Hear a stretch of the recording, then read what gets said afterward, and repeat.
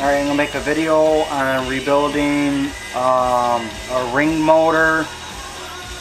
This is the same concept for the OS32 ring all the way up to OS91, even the YS motors.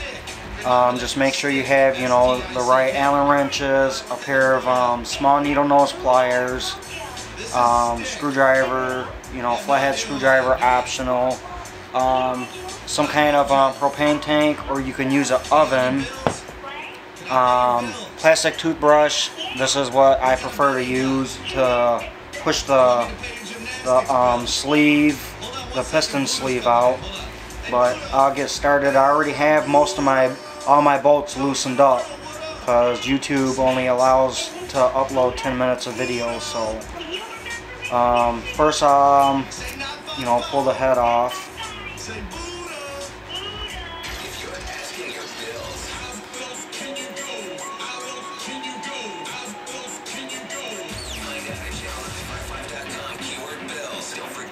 This motor is good, but I'm just gonna pretty much show how to do a full rebuild. You know, next, make sure you pull the carb off. If you put any heat to the carb, there's O-rings and everything in the carb, and you can damage them. Pull the clamp off for the carb. Usually on some carbs, when you take them out, on the inside of the carb hole, sometimes there's an O-ring on some motors, and sometimes there's not.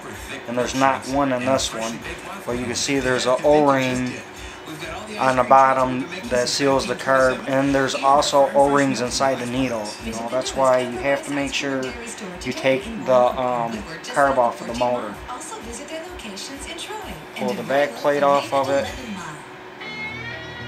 Like I said, I already have loosened my bolts and everything up. You can't be the same after you do the event. The 3-day is inspiring. My screws. 60 miles of feeling invincible. Register today for the Susan G. Komen Michigan 3-Day for the Cure, August 13th to the 15th. Call 877-THE-3-DAY. Back plate is off. Stick my screws inside the back plate. To request your informational DVD and receive a free promise. Now you can see the crank and rod and everything.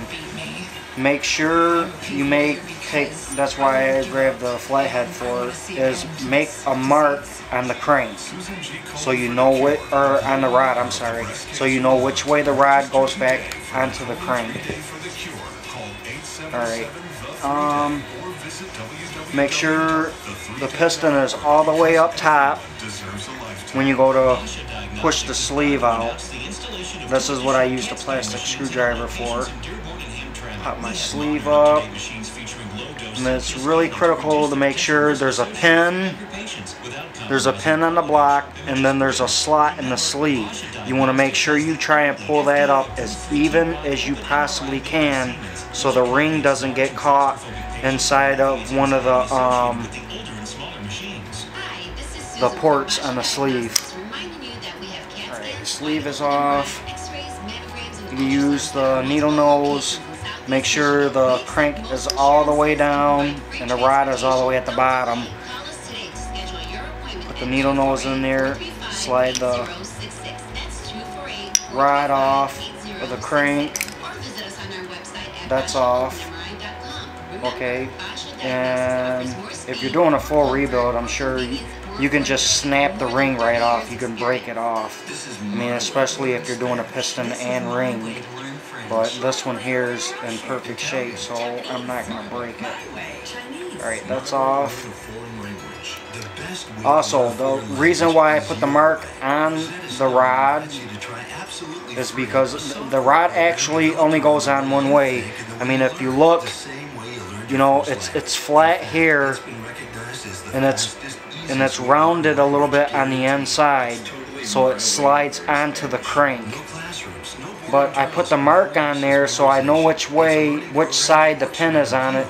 The pin is on the side where there's no mark for the piston. So when you take the piston off, you make sure you put that pin on the opposite side of where you have the mark at.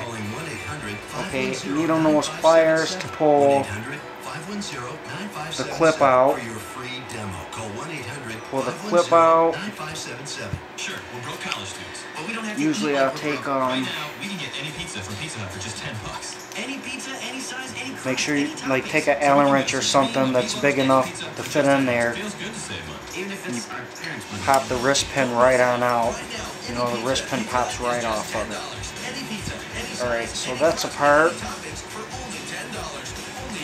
So take anything and just tap the top of the crank to slide the crank out. Alright, set this over here. Alright, now we're going to get the bearing out. This is the same concept for the front or rear bearing. I'm not going to pull the front bearing out. You know, I mean, obviously this motor is in perfect shape. It runs great, so I don't have to do that. Take your propane tank, get it started. You can either use a glove or you can use a rag. That's what I put the rag here for, but I'm going to use the glove. I usually just take a thick glove, stick my finger inside, and you heat up right around where the bearing is on the crankcase.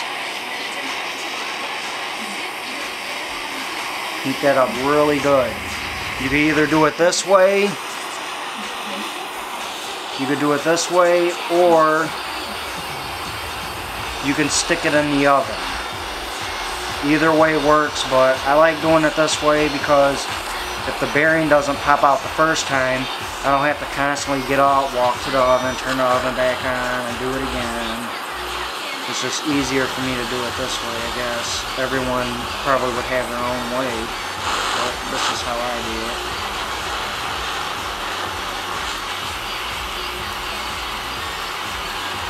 Make sure you heat it up really good.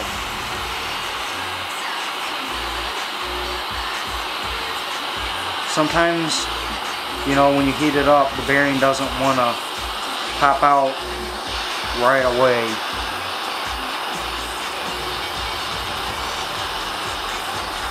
So you'll have to heat it up again, but just make sure you heat it up a little longer than you did the first time. Alright, that should be good enough.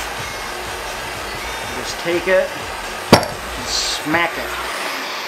Don't smack it on nothing hard, you don't want to damage the back of the case.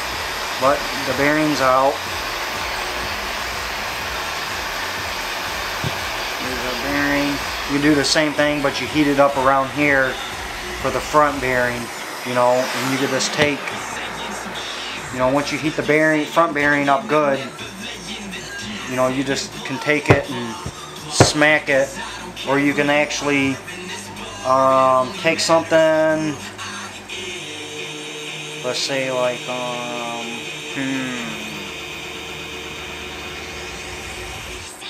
I mean, even like this plastic toothbrush, you can stick it inside there, and you can smack it a few times, and that front bearing would pop right out after you heat it up. Alright, so that's that, and I'll pause this and get to the putting the motor back together part.